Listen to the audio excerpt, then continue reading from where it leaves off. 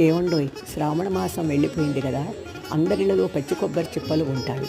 వీటితో ఏం చేయాలంటాం. ఇప్పుడు నేను పచ్చి కొబ్బరి పొడి చూపిస్తాను. ఇది 10 రోజులు నిల్వ ఉంటుంది. అన్నంలోకి, ఇడ్లీలోకి చాలా బాగుంటుంది. పచ్చి కొబ్బరిని సన్నగా తరిగి మిక్సీ పట్టాలి. ఎండుమిరపకాయలు, ధనియాలు, మినప్పప్పు, పచ్చెనగపప్పు, కొంచెంగా మెత్తులు, కొంచెం జీలకర్ర, ఇంగవ, తగినంత చింతపండు, వెల్లుల్లి తీసుకోవాలి.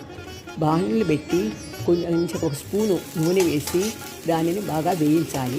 అవి వేగిన తర్వాత దాంట్లో చింతపండు వేసి వేగనివ్వాలి. ఇవి చల్లారనిచ్చి మిక్సీలో వేసి తగినంత ఉప్పు వేసి మిక్సీ పట్టాలి. కొబ్బరిని బాండట్లో వేసి నెమ్మిపోయే వరకు వేయించాలి. అవి వేగిన తర్వాత చల్లారనిచ్చి అది కూడా మిక్సీలో వేసి మిక్సీ పట్టాలి. అది మెదిగిన తర్వాత తెల్లగడ్డలు కూడా వేసి మిక్సీ పట్టాలి. ఇప్పుడు మనకు ఇది ఇడ్లీ కొబ్బరి పొడి రెడీ అయ్యింది. బాగుంటుంది, చూడండి.